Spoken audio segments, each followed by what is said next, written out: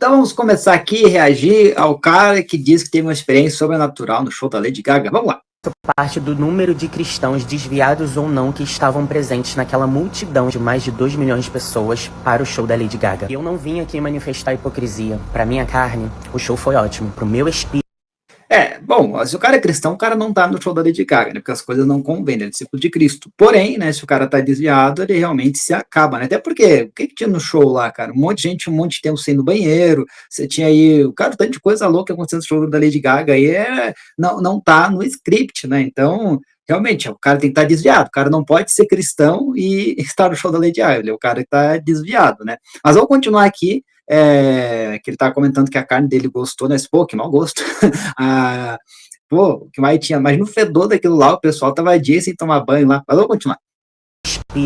o Senhor me deu essa experiência aqui. Em um determinado momento durante o show, tocando músicas na qual eu não conhecia, eu agachei.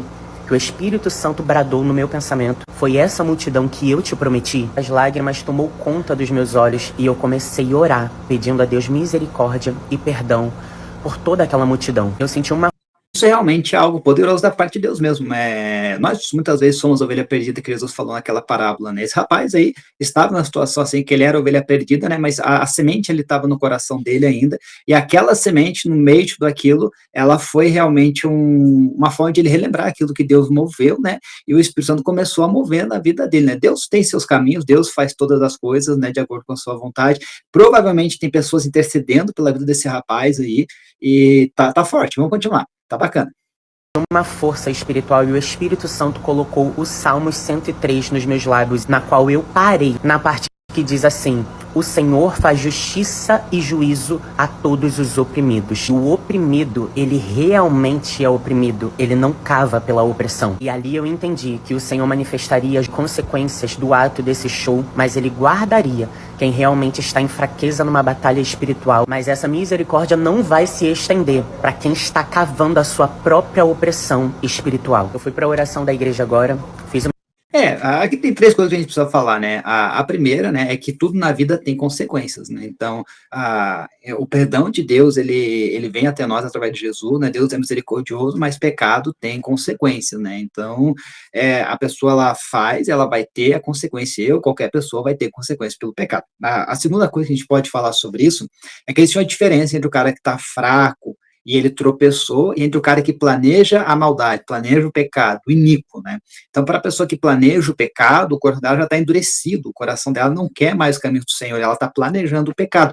O cara que está fraco, caiu por fraqueza, o cara que ele realmente ele está sem força, ele precisa ser encorajado, ajudado e orado, ele precisa ser colocado para buscar ao Senhor e com os irmãos que o incentivem para que ele possa se levantar de novo, e aí fortalecido caminhar em justiça e tal. Mas tem essas duas situações, existe o fraco, que cai por fraqueza, né, e existe o iníquo, né, aquele que planeja a maldade, né, e aí realmente não tem, né, como a gente para tampar, né, o sol com a peneira, né, não tem. O iníquo, ele é alguém que está cavando a sua própria cova. Vamos lá, continuando.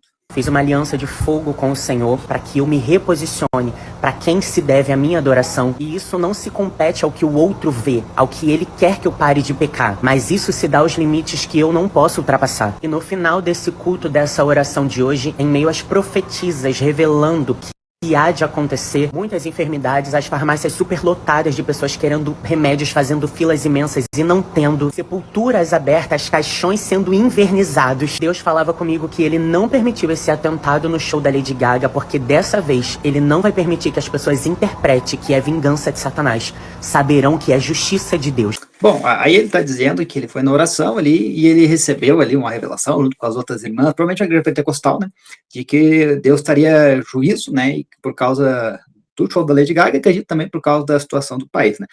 Tem fundamento bíblico, né, sempre que o povo, ele se colocou a pecar, se colocou distante do Senhor, mais cedo ou mais tarde o juízo de alguma forma vinha, né, em contrapartida, né, a gente percebe que sempre que o povo de Deus buscou o Senhor exerceu misericórdia. Então, o que fazer, né? Primeiro, não deve se julgar, né, essas palavras que esse rapaz falou, né, o testemunho dele parece ser bacana, ele talvez tenha se empolgado com as irmãs na hora da oração, né, mas o princípio é esse, o princípio é, quanto mais em pecado está uma nação, mais cedo ou mais tarde, mais forte é o juízo de Deus através das suas maneiras de trabalhar com isso, né? Existe uma doutrina sobre o juízo de Deus, né? Ira consequencial, ira da natureza, enfim, tem várias coisas.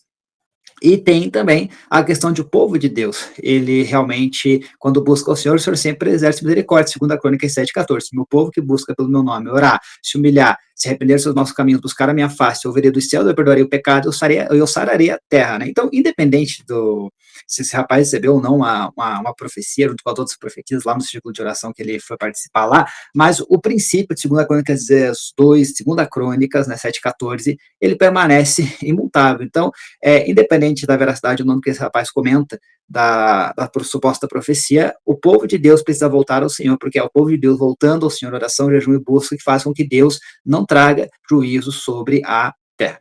Pessoal, por hoje é isso, a gente vai reagir mais vídeos aí durante a semana e vai estar postando. Curta, comente, compartilhe esse vídeo aí com o máximo amigos que você pode, para que a mensagem ela possa se espalhar e mais pessoas sejam tocadas, né, e edificadas por isso. E se você não é inscrito no canal, se inscreva. Valeu!